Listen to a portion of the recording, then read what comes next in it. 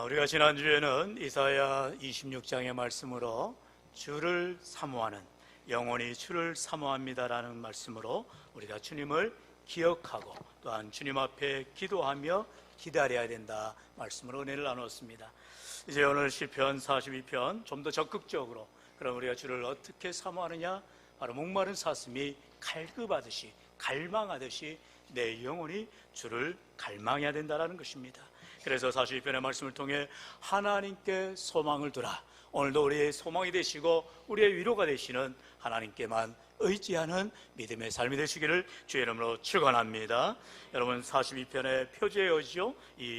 항상 시편에는 이렇게 타이틀에 표제어가 달려 있는데요, 보면 고라 자손의 마스길이다 그랬고요, 이 마스길의 또 밑에 주가 나오죠. 교훈이다 라고 말하고 있습니다. 이 고라 자손이라고 하는 자들이 지금 현재 예루살렘을 떠나서 고통과 환난 가운데 거하지만 그들이 하나님의 성전에서 하나님 앞에 예루살렘을 사모하며 나아가기를 원하는, 소망하는 귀한 노래가 오늘 시편 42편이라는 것입니다. 그러므로 이 시편의 기자의 고백처럼 우리들도 하나님께 소망을 두는 삶, 정말로 내 인생이 하나님을 의지하는 믿음의 삶이 되어야 되는데, 과연 우리 인생 가운데에 지금 이 고라 자손의 모습들처럼 때로는 환난을 당하고 고난 가운데에, 절망 가운데 있다 할지라도 여전히 하나님 우리의 소망이 되심을 믿는다면, 오늘 우리 자연대의 귀한 고백처럼 하나님을 사랑하는 자들에게 하나님이 반드시 복 주시고 은혜 부어 주실 줄로 믿습니다. 첫 번째로 그렇다면 이 하나님께 소망을 두는 인생의 고백은 무엇이냐? 바로 내 영혼이 주를 찾기에 갈급하니이다 고백하더라는 것입니다. 이 시편 42편 1절은 너무나 우리가 잘 암송하고 또 이렇게 읊조리는 성구 가운데 하나이지요. 우리 본문 1절로 2절의 말씀을 다 같이 한 몫을 한번 읽어봅니다. 하나님이여, 사슴이 시냇물을 찾기에 갈급함같이 내 영혼이 주를 찾기에 갈급하니이다. 내 영혼이 하나님 곧 살아계시는 하나님을 갈망하나니 내가 어느 때에 나아가서 하나님의 얼굴을 배울까? 아멘. 여기 말씀에 나오는 갈급함, 갈망, 참으로 이 안타까워 여기는 기자의, 이 시편 기자의 고백을 볼 수가 있습니다. 특별히 그것을 비유적으로 사슴이 이제 시냇물을 찾아 갈급하듯이 내 영혼이 주를 찾아 갈망하나이다 고백하는 것을 봅니다. 중동 지역은요, 건기와 우기로 나눠져 있습니다. 우리나라는 이제는 좀 이렇게 바뀌어지는 것 같긴 해요. 이제 가을인가 싶더니 지난 한 주간 얼마나 추웠어요. 완전히 겨울처럼 날씨가 한기가 왔습니다. 겨울이 또 길어진다는 예보가 있습니다만, 그러나 우리나라는 이렇게 봄, 여름, 가을, 겨울 사시사철을 주신 하나님이세요. 그래서 우리가 1년에 또 이렇게 다음 주 11월 셋째 주일을 추수감사절로 지난 한 해 동안 베풀어 주신 하나님의 놀라우신 은혜 지켜주시고 인도해 주시고 보호해 주신, 특별히 코로나의 어려운 가운데 있어도 눈동자처럼 지켜주신 그 하나님의 은혜에 감사하여 정성을 다하는 주일이 바로 다음 주 추수감사절입니다. 그런데요, 중동은 이제 건기와 우기로 나눠져서 거기에는 사막 기후죠. 그렇기 때문에 비가 많이 내리는 우기가 있는가 하면 비가 전혀 내리지 않는 건기가 있다는 것입니다. 우기에는 물이 많아서 그쪽에서 동식물에 문제가 없지만 이 건기가 닥치면 이제 물이 메말라 버리니까 특별히 이렇게 사슴이나 그런 연약한 동물들은 살아갈 수가 없는 것입니다. 그런데 언젠가도 말씀을 다뤘듯이 이제 우리가 잘 아는 이 사막에 있는 동물들 가운데에 이 물주머니를 차고 있는 게 있어요. 바로 낙타지요. 그렇기 때문에 낙타는 그 사막을 지나갈 때에도 아무런 문제가 없습니다. 늘 배에 또 이렇게 물주머니를 통해서 늘 이렇게 물을 보호하고 또 공급할 수가 있다는 것이죠. 그런데 사슴은 그러한 공간, 그러한 어떤 기관이 전혀 없는 것입니다. 그래서 뭐를 저장하거나 또는 이렇게 뺄 수 있는 공간이 없어서 항상 목말라 한다는 것입니다. 그래서 이렇게 건기 가운데 전혀 물을 찾을 수 없을 때에 사슴은 비록 이 맹수들한테 잡혀먹는 한이 있어도 물을 마시기 위해서 시냇물을 찾아 나가는 것입니다. 그때 바로 맹수들은 기다렸다는 듯이 이제 덮치는 거지요. 또는 사냥꾼들이 기다렸다는 듯이 총을 쏘고 사슴을 포획하는 것입니다. 그러나 목숨을 걸더라도 이게 정말 숨이 꼴딱꼴딱 넘어가는 사슴으로서는 시냇물을 찾아가야 되고 물을 마셔야 된다는 것입니다. 그처럼 이렇게 사슴이 시냇물을 찾아 갈급하듯이 우리의 영혼이 주님을 향한 갈급함으로, 갈망으로 주님 앞에 믿음으로 나아와야 한다는 것입니다. 여러분, 왜 그렇습니까? 하나님만이 우리에게 유일한 영생수가 되시기 때문인 줄로 믿습니다. 할렐루야. 여러분, 요한복음 4장에 보면은 예수님께서 이제 남유다에서 북이스라엘 갈릴리 지방으로 가시기에 이제 당시 많은 유대인들은 가운데에 있는 사마리아 지역을 통과하지 않았어요. 그래서 해안으로 가든지 또는 멀리 돌아서 이제 갈릴리로 올라가야 했습니다. 왜 그렇습니까? 역사상 그 남유다와 북이스라엘로 나눠졌을 때에 북이스라엘이 그만 이제 아수르에 의하여서, 역사상 아시리아로 하죠, 아수르에서 멸망을 당하게 되지만 그때의 북이스라엘은 이제 아수르 정책이 혼혈 정책을 사용하는 것입니다. 그래서 이 아수르 사람들이 와서 결혼을 하고 자폰이 되어지고 순수혈통을 잃어버리게 된 것이죠. 그래서 사마리아가 결국에는 유다 사람들이 바라볼 때는 당신들은 이방인과 한 통속이 되었다, 우리 같은 이스라엘 민족이 아니다라고 손가락질하고 사람 취급을 하지 않았던 것입니다. 그런데 그렇게 사람 취급받지 않던, 그런 매몰당했던 사마리아를 예수님께서 그곳으로 지나가시더라는 것입니다. 왜요? 그 수가성의 한 여인을 만나시기 위함이었더라는 것입니다. 그래서 그 여인은요, 우리가 잘 알듯이 이제 남편이 벌써 5명을 이제 치우고 새롭게 또 만나야 되는 너무나도 기구한 인생을 살아갔더라, 우리는 말씀을 통해서 알고 있습니다. 어떠한 사람에게도 만족을 얻지 못하고 늘 갈급하며 늘 사람 취급 못 받는 이런 사마리아 여인을 예수님께서 만나시고 그에게 말씀하시지요. 바로 요한복음 4장 13절에 14절에 말씀하십니다. 이 물을 마시는 자마다 다시 목마르려니와 내가 주는 물을 마시는 자는 영원히 목마르지 아니하리니 내가 주는 물은 그 속에서 영생하도록 솟아나는 샘물이 되리라. 할렐루야. 여러분, 예수님을 믿으면 우리에게는 다시 가람이 없는, 다시 목마름이 없는 그러한 영원한 생명수가 되어 주신다는 것입니다. 왜요? 이 세상에 어떤 것도 우리를 만족해 하는 것이 없습니다. 여러분, 사실이지요? 우리의 자녀들이 잘 되면 그때는 너무나 좋아요. 그러나 시간이 지나면 더 좋은 것이 이루어지기를 기대하게 되어 있습니다. 우리에게는 어떤 소유욕보다, 물질욕보다, 또는 어떤 식욕보다 더 그런 욕망이 가득 찬 우리는 연약한 인생이라는 것입니다. 그렇기 때문에 만족함이 없는 우리는 인생을 살아가게 되어 있습니다. 오직 예수로만 만족할 수 있는 우리 인생이 되시기를 주의 이름으로 축원합니다. 여러분, 이처럼 세상에는 만족이 없는, 그래서 돈에 목말라 합니다, 쾌락에 목말라 합니다, 권력에 목말라 합니다, 그리고 명예에 목말라 하는 인생들입니다. 그래서 세상이 주는 안락함이나 편안함에 그냥 취해버리는 것입니다. 여러분, 이제는 우리가 주일날 모두가 나올 수 있는, 이제는 어떠한 장애도 없는데, 이제 완전 접종을 하신 분들은 이렇게 봉당에 다 함께 모여서 예배할 수 있는데도 불구하고 아직까지 발걸음에 옮겨지지 않는 분들이 있다는 것은 너무나 안타까운 일이죠. 왜요?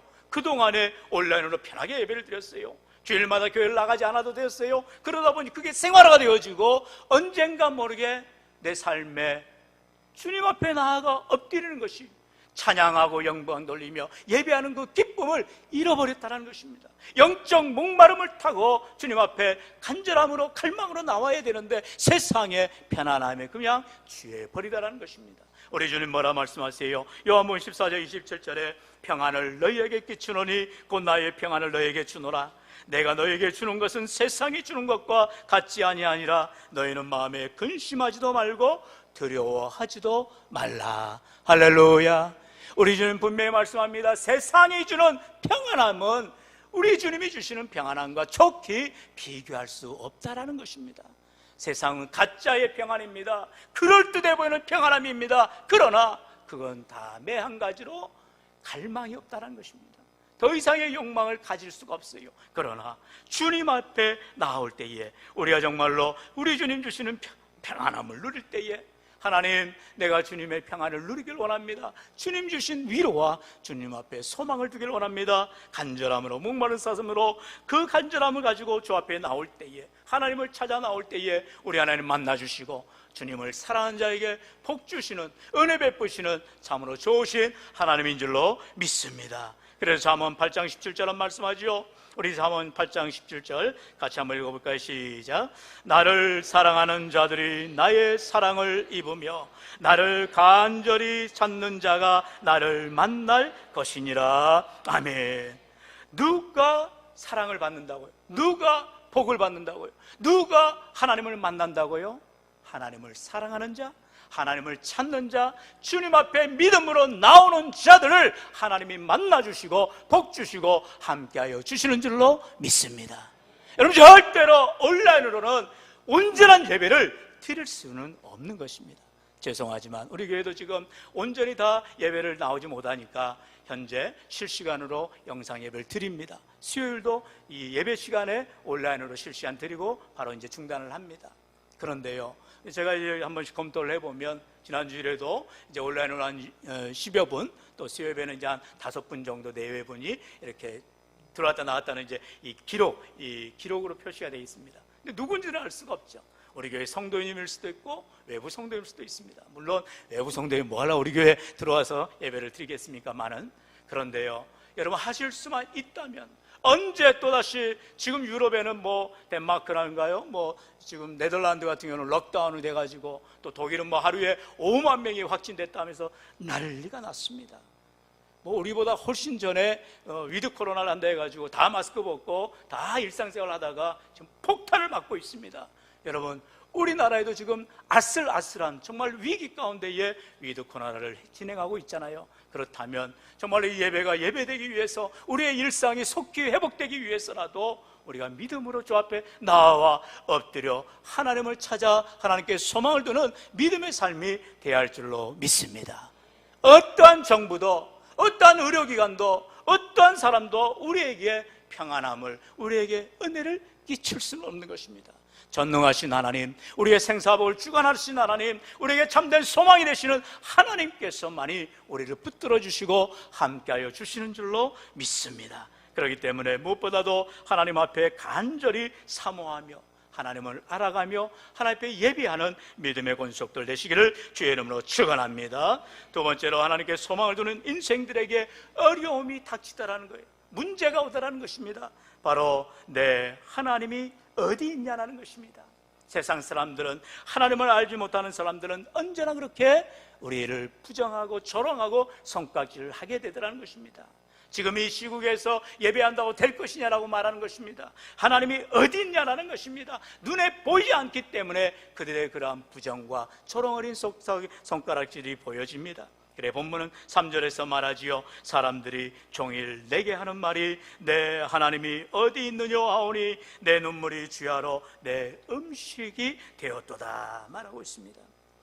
믿지 않는 사람들은요, 언제나 세상 사람들은 우리에게 손가락질하게 되어 있어요. 조롱하게 되어 있어요. 네가 믿는 하나님이 어디 있느냐? 네 형편을 돌아보지 아니하느냐? 너가 정말 그렇게 믿는 하나님이 어떻게 역사하느냐라고 우리에게 조롱하더라는 것입니다. 그럴 때마다 우리는 눈물을 날 수밖에 없고요, 우리는 하나님 앞에 참으로 안타까움으로 고백할 수밖에 없다는 것입니다. 계속해서 4절은 말씀하지요. 내가 전에 성의를 지키는 무리와 동행하여 기쁨과 감사의 소리를 내며 그들을 하나님의 집으로 인도하였더니 이제 이 일을 기억하고 내 마음이 상하는도다. 대부분의 우리의 삶에서 오는 문제와 절망, 고통은 가까운 사람들로 인해서 당하는 경우가 많습니다. 그렇기 때문에 특별히 가까이 지냈던 사람들이 돌아서서 나를 비난할 때, 또는 나를 부정할 때 얼마나 마음의 상처가 크게 되고 어려움이 오게 되는지 몰라요. 그러나 여러분, 그럴 때라도 나 혼자밖에 남지 않는 외로움과 극심한 환난 가운데에 어려움 가운데 봉착하여도 하나님은 여전히 우리의 늘 곁에 계셔서 우리를 위로해 주시고 내 눈물 닦아주시며 우리의 신음소리를 들어주시며 함께하여 주시는 줄로 믿습니다. 사랑하는 성도 여러분, 성경 어디를 보아도 믿음의 사람들도 항상 자신만만하지 않았어요. 믿음으로 삶을 살아가다가도 어려움을 당하고 고난을 당하는 것을 우리가 보게 됩니다. 특별히 열왕기상 18장에 보면은 우리가 잘 알듯이 당시 아합 왕이라는 이스라엘에 아주 악한 왕이 있을 때에 엘리야 선지자가 그를 대적하여서 하나님을 믿는 믿음으로 나아갑니다. 그때에 아합 왕의 아내인 이세벨이 이방 여인인데 그만 그가 이제 이방의 선지자를 데려오잖아요. 바알의 선지자 450명, 또 아세라 선지자 400명, 정 850명을 몰아다가 갈멜산에서 이제 엘리야와 씨름을 합니다. 대결을 하는 거지요. 850대 1입니다. 1대1 싸움도 아니지요. 850대 1이라 할지라도 전능하신 하나님을 의지하는 엘리야는 하나님 앞에 갈멜산에서 승리하게 된 것을 보게 됩니다. 얼마나 놀라운 일입니까? 하나님이 역정케 하시고 하나님이 승리케 하시는 이 놀라운 은혜를 엘리야는 누렸습니다. 그런데 현실은 그렇지 않다는 거예요. 이세벨이 더 일을 갑니다. 그래서 엘리야를 죽이려고 합니다. 그러자 이제 엘리야는요 도망을 갑니다. 그리고 그의 절망이 왔을 때에 로뎀 나무 아래 쓰러져서 죽기를 자처하는 거예요. 아니 선지자가 자살을 원한다는 것입니다. 하나님 날 죽여달라는 것입니다. 여러분 열왕기상 19장 4절 5절에 보니까 그렇게 말하고 있어요. 자기 자신은 광야로 들어가 하룻길쯤 가서 한 로뎀나무 아래에서 앉아서 자기가 죽기를 원하여 이르되 여호와여 넉넉하오니 지금 내 생명을 거두시옵소서. 나는 내 조상들보다 낫지 못하니이다 하고 그 로뎀나무 아래에 누워 자더니 천사가 그를 어루만지며 그에게 이르되 일어나서 먹으라 하는지라. 아멘. 아무리 절망 한가운데에 구렁텅에 빠진다 할지라도 여전히 하나님은 우리를 지켜보시고 위로하여 주시고 돕는 천사를 보내며 사람들을 통하여 일하시더라는 것입니다. 여러분 엘리야에게 하나님께서는요 까마귀를 통해서 또 먹을 것을 보내주시지 않아요. 이처럼 안 하면 기적처럼 놀라운 이적을 베푸시기도 하더라는 것입니다. 엘리야가 비록 자기가 너무나도 고통 가운데서 자기를 죽이려 하는 많은 사람들로 인해서 너무나 아픔 가운데 있을 때에 죽음을 자처할 때에 하나님이 위로하시고 힘주시는 것을 보게 되는 것입니다. 이처럼 우리 인생 가운데 때때로 원치 않는 절망이 찾아올 때가 있다는 것입니다. 아무리 믿음으로 살려 해도 하나님을 의지하며 나아가도 원수 마귀는 어느 땐가 모르게 우리의 빈틈을 우리의 문제를 파고 들어온다는 것입니다. 그럴 때에 내 믿음의 반응이 어떻게 되느냐는 것이에요. 여러분 아무리 절망스럽고 아무리 세상이 우리를 비난하고 조롱한다 할지라도 여전히 하나님을 의지하며 하나님께 소망을 두며 믿음으로 나아가고자 할 때 하나님은 우리의 절망을 변하여 희망이 되게 해주시고 고난이 변하여 축복이 되게 해주시는 능력을 베풀어 주시는 줄로 믿습니다. 여러분 우리가 예수를 믿음에 있어서 이러한 소망이 없다면, 이러한 희망이 없다면, 이러한 긍정의 마음이 없다면, 이러한 믿음이 없다면 어찌 우리가 신앙생활을 할 수가 있겠어요? 하나님을 바라보시고 참된 소망 되신 위로자가 되시는 하나님 앞에 간구하는 우리 모두 될 수 있기를 주의 이름으로 축원합니다. 이제 마지막으로 정말 시편 기자는 우리에게, 아니 나에게, 우리 모두에게 고백합니다. 너는 하나님께 소망을 두라라는 것입니다. 한번 주신 말씀 따라할까요? 너는 하나님께 소망을 두라. 남에게 얘기하는 것 같으니까 다시 한번 따라합시다. 나는 하나님께 소망을 두겠습니다. 할렐루야. 믿음의 고백을 하라는 것입니다.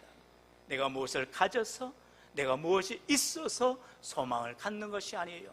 제가 잠깐 찬양을 이렇게 듣는 가운데 이상하게 그 어떤 느낌이 하나 왔어요.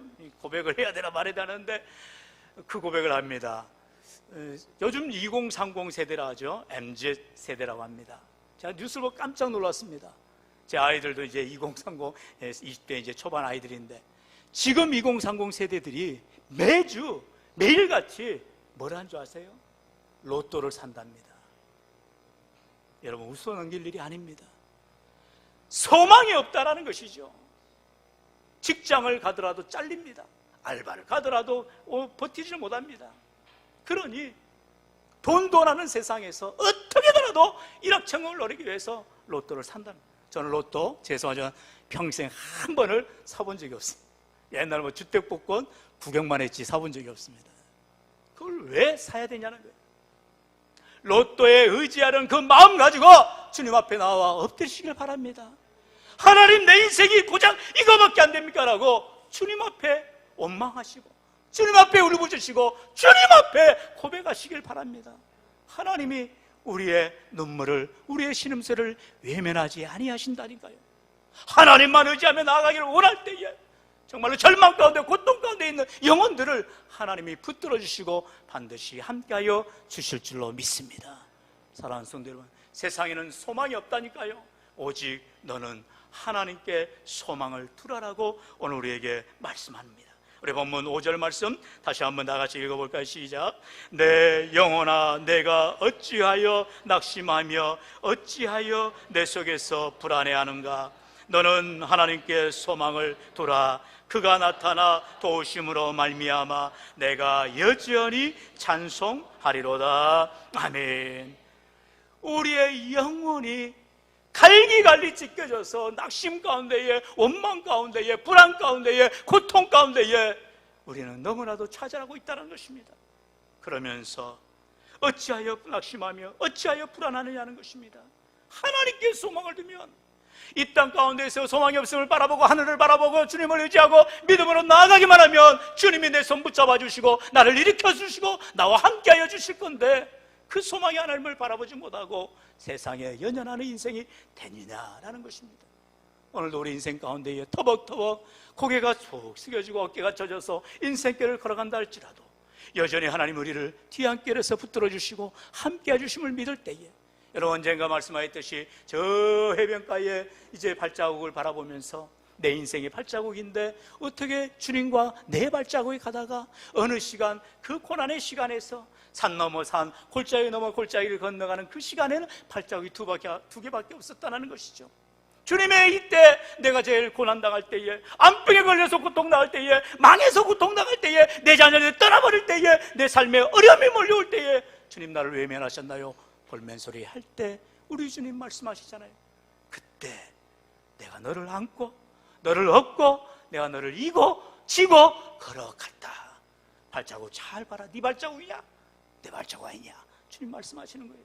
사랑하는 성도 여러분, 우리의 힘으로 이겨보려고 해결해보려고 어찌됐든 우리가 살아보려고 하지만 안 되는 것입니다.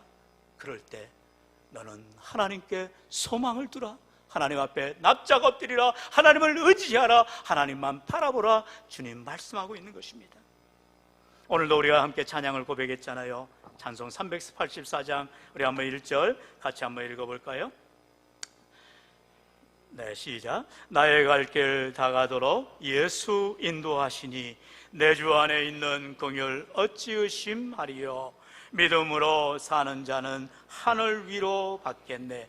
무슨 일을 만나든지 만사형통하리라. 무슨 일을 만나든지 만사형통하리라. 아멘. 할렐루야. 저는 이 찬양의 고백에 만사형통, 형통의 삶이 무엇이냐, 성공의 삶이 무엇이냐 할 때마다 창세기 39장의 요셉을 생각이 됩니다. 여러분, 요셉이 형통의 삶, 성공의 삶을 살았어요. 꼭 댁에 들어가셔서 39장을 살펴보세요. 창세기 39장에 보면 요셉이 형통하였더라 말씀하세요. 그런데 거기엔 조건이 있습니다. 하나님이 그와 함께 하시니 요셉이 형통하였더라. 하나님 없는 성공은 성공이 아닙니다. 하나님 없는 형통은 형통이 아닌 것입니다. 지금 당장 잘된 것 같고 성공한 것 같고 앞이 훤해 보인 것 같을지 몰라도 하나님이 함께하지 않는다면 그것은 온전한 성공이 아니더라는 것입니다. 그러나 요셉은 비록 형들의 시기를 받아서 부모의 이렇게 뺏김을 받아서 이제 그가 팔려나가지 않습니까? 죽게 되었었어요. 그런데 그 상인들에게 팔려서 애굽으로 원치 않는 먼 이방 땅으로 팔려가지 않습니까? 요셉이 한 번이라도 유학을 꿈꿨어요? 내가 한번 인생에 성공해버리라고 그런 역전을 꿈꿨어요? 아닙니다. 하나님과 함께하는 삶을 살 때에 고난이 엄습하다라는 것입니다. 그러나 그렇게 보디발의 집에서 가정 총무를 하면서 열심히 살아가다가 그만 그 보디발의 아내의 유혹 앞에서 보통 사람 같으면, 정말 세상 사람 같으면 야, 내가 성공할 기회구나, 이번 한번 눈 딱 감고 그냥 범죄하지. 그렇지 않았어요. 요셉은 내가 어찌 하나님 앞에 득죄하려 하면서 그 성공할 기회, 그 찬스를 날려버립니다. 그러자 시기한 보디발의 아내가 남편에게 밀고를 해가지고 저놈 때문에 내가 이렇게 어려움 당했다고 해서 요셉은 결국 왕의 감옥에 갇히게 됩니다. 최선을 다한 삶, 성공하는 삶이 아니라 오히려 어려운 삶, 고난의 삶으로 나아가는 요셉. 그러나 아무도 찾아오지 않는 혼자만 외로이 남는 그 왕의 감옥에서 하나님께서는 한 줄기 빛을 보여주시잖아요. 그러면서 소망을 주게 하시고 위로하게 하시고, 그 하나님이 시간이 되어서 요셉이 나이 30이 되었을 때에 놀랍게 왕의 애굽 바로의 꿈을 해모하여서 총리가 되는 기가 막힌 하나님의 반전 스토리를 우리는 바라보게 됩니다. 오늘의 인생 가운데에 정말 하나님이 나와 함께 하심을 믿는다면 지금 당장 고난과 어려움과 때로는 원망과 불안한 삶 가운데 있다 할지라도, 누가 어느새 우리가 원해서 코로나 시대에 살아가고 있어요? 아무도 그렇지 않잖아요. 그러나 여전히 어떠한 시대, 어떠한 상황에서도 하나님과 함께 하심을 믿는다면 무슨 일을 만나는지 형통한 삶이 반드시 되리라 믿습니다. 여러분, 사실 이 찬양은요, 제가 소개하고자 하는 한 중국의 목사님의 고백입니다.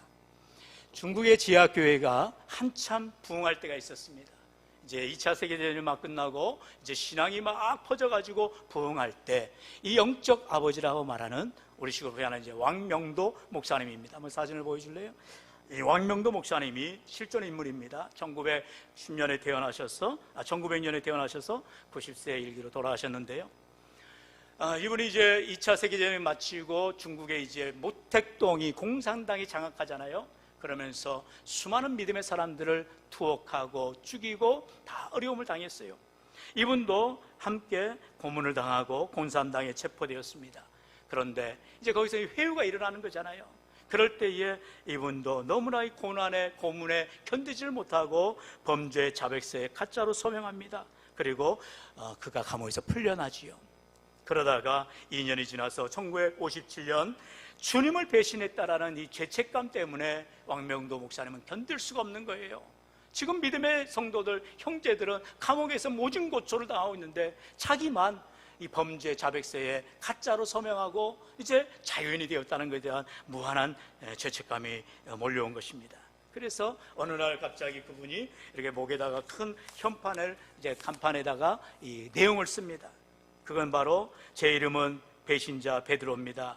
저는 저를 사랑하시는 주님을 배신했습니다. 그렇게 글을 쓰고 스스로 중국 공안에게 가서 자수합니다. 그래서 어쩔 수 없이 이 왕명도 목사님은 스스로 자기가 죄를 또 고백하니 이제 감옥에 갇혀서 1980년까지 무려 23년 동안이나 더 고난을, 더 고초를 당하고 살아갔습니다. 23년의 세월이 지나 1980년이 되어 이제 이분이 자유의 몸으로 나오게 될 때 많은 이제 교회인들이, 많은 또한 기자들이 몰려와서 이 왕명도 목사님에게 질문을 합니다. 목사님이 어떻게 그렇게 23년이나 감옥에서 견딜 수가 있었나요? 그러자 이 왕 목사님이 그렇게 말했다고 합니다. 바로 이 찬송 나의 갈 길 다가들어의 가사처럼 주님의 위로가 있었기에 저는 23년 동안 감옥에서 행복했습니다. 여러분, 비록 모진 채찍을 맞고 모진 고난을 당하고 하나님이 주시는 위로가 있었지만 세상에서 당하는 그 어려움 속에서도 믿음으로 인내할 수 있었던 것, 나의 갈 길 다가도록 주님이 나와 함께 한다라는 믿음의 고백, 위로의 하나님, 소망의 하나님을 붙들었기 때문이라는 것입니다. 오늘도 우리의 영혼이 지쳐 쓰러지거나 낙심하거나 불안하고 있습니까? 오직 하나님께 소망을 두시고 위로하여 주시는 우리 하나님을 붙드시기를 주의 이름으로 축원합니다. 여러분, 사도행전 16장 25절에 말씀하시죠. 한밤중에 바울과 실라가 기도하고 하나님을 찬송하며 죄수들이 듣더라. 왕명도 목사님뿐만 아닙니다. 바로 바울과 실라가 빌립보에서 복음을 전하다가 감옥에 갇혔을 때에 비록 착고의 메인 몸이 되었습니다. 감옥문이 꽉 닫혀 있습니다. 성도들은 그들을 위하여 기도하지만 어떻게 여기서 나갈 수 있느냐? 너무나 고난의 밤이었어요. 그러나 바울과 실라가 어떻게 했다고요? 그 밤에 기도하고 하나님을 찬송하여 죄수들이 듣더라는 것입니다. 그리고 어떤 역사가 일어나요? 순식간에 착고가 풀려나며 감옥문이 지진이 일어나서 열려져 그들에게 자유의 몸이 되는 하나님의 놀라운 기적을 체험하게 되는 것입니다. 바울과 실라가 하나님, 내 손에 내 발에 차인 이 착고를 풀려주세요, 감옥문 열려주세요, 우리가 자유하게 해주세요 기도했습니까? 아니에요. 그저 감옥에 갇혔어도 하나님의 은혜에 감사하여서 찬송하고 기도하며 믿음으로 나아갈 때 하나님은 그 가운데에 역사하여 주셔서 기적이 일어나게 되고 우리의 모든 문제가 해결되는, 우리의 모든 병마가 쫓겨나는 은혜가 있게 되는 줄로 믿습니다. 사랑하는 성도 여러분, 정말 우리가 주님을 의지한다면, 주님을 소망한다면 우리의 삶의 고백은 달라지게 돼 있더라는 것입니다. 우리의 절망이 변화해서 소망을 갖게 되고요, 우리의 탄식이 변화해서 기도하게 되고요, 희망을 가지고 주님 앞에 찬송하며 믿음으로 나아가게 되는 것입니다. 우리 다시 한번 본문 5절 말씀을 다 같이 한 목소리로 읽겠습니다. 시작.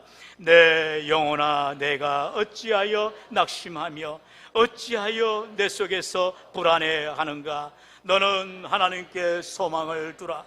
그가 나타나 도우심으로 말미암아 내가 여전히 찬송하리로다. 아멘. 사랑하는 성도 여러분, 정말 우리가 하나님께 소망을 둘 때 우리 하나님이 우리에게 평안을 주시고 우리의 문제를 해결해 주시고 우리의 기도마다 응답해 주시는 놀라운 복이 임하게 될 줄로 믿습니다. 시편 46편 1절로 3절은 말씀하지요. 하나님은 우리의 피난처시요 힘이시니 환난 중에 만날 큰 도움이시라. 그러므로 땅이 변하든지 산이 흔들려 바다 가운데 빠지든지 바닷물이 솟아나고 뛰놀든지 그것이 넘침으로 산이 흔들릴지라도 우리는 두려워 아니하리로다. 여러분, 우리 앞에 코로나 아닌 더 큰 코로나가 몰려온다 할지라도, 어려움 아닌 더 큰 어려움이 몰려온다 할지라도 우리는 두려워하지 않는 이유가 무엇이냐? 바로 우리의 피난처 되시며 나의 힘이 되시는 하나님이 나와 함께함을 믿을 때에, 나를 도와주심을 믿을 때에, 우리가 하나님께 소망을 둘 때에 우리 하나님이 함께해 주시는 능력, 은혜가 넘쳐나게 되는 것입니다. 오늘 이처럼 하나님 주님만 믿고 의지하며 나아갑니다. 목마른 사슴이 갈급하여 쉬는 분을 찾듯이 내 영혼이 주를 찾아 갈급하여 주께 나왔나이다. 이 자리가 복된 자리 되게 하시고 하나님 만나게 하시고 하나님 응답받게 하시고 문제 해결되게 하시고 모든 병만 떠나가게 하시고 하나님 앞에 영광 돌리는 믿음의 삶이 되게 하여 주옵소서. 하나님께 소망을 두어 하나님 앞에 영광 돌리는 우리 모두가 될 수 있기를 주의 이름으로 간절히 축원합니다. 축원합니다.